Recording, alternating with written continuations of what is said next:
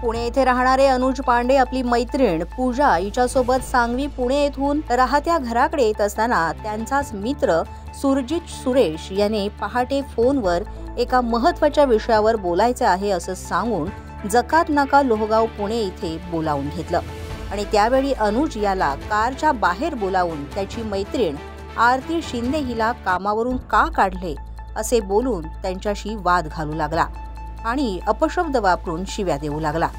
अचानकपणे त्यांनी आणि त्याच्या 3 मित्रांनी हॉकी स्टिक सदृश वस्तूनं आणि धारदार चाकूनं अनुज पांडेवर वार केले आणि त्याच्या कारच्या सर्व काचा फोडल्या आणि कसा तरी स्वतःचा जीव वाचून तो आणि त्याची मैत्रीण तिथून गाडी घेऊन पळाले आणि लोहगाव पोलीस ठाण्यात गेले। त्यावेळेस पोलिसांनी अनुज याला हॉस्पिटलला ॲडमिट केलं। अनुज यास गंभीररित्या जखमी करून त्याच्यावर धारदार शस्त्रानं वार करण्यात आले होते। या संदर्भात लोहगाव पोलीस ठाण्यामध्ये तक्रार नोंदवण्यात आली आहे। मात्र अनुज यास एवढी गंभीर दुखापत आणि वार होऊनही पोलिसांनी आरोपींवर कलम 307 लावण्याऐवजी कलम 326 लावून तक्रार नोंदवून घेतली आहे असं फिर्यादी अनुज यांचं म्हणणं आहे।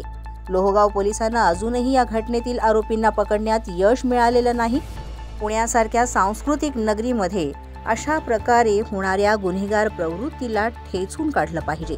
तसंच यावर कळस म्हणजे आरोपींनी अनुजच्या घरच्यांना जर पोलिसांसमोर जास्त काही बोललात तर जीवे मारण्याची धमकीही दिली आहे। त्यामुळे पुण्यामध्ये या घटनेबद्दल तीव्र संताप व्यक्त केला जात आहे। पोलीस अजून या आरोपींचा शोध न लावू शकल्यामुळे नागरिकांमधून सुद्धा तीव्र संताप व्यक्त होतोय।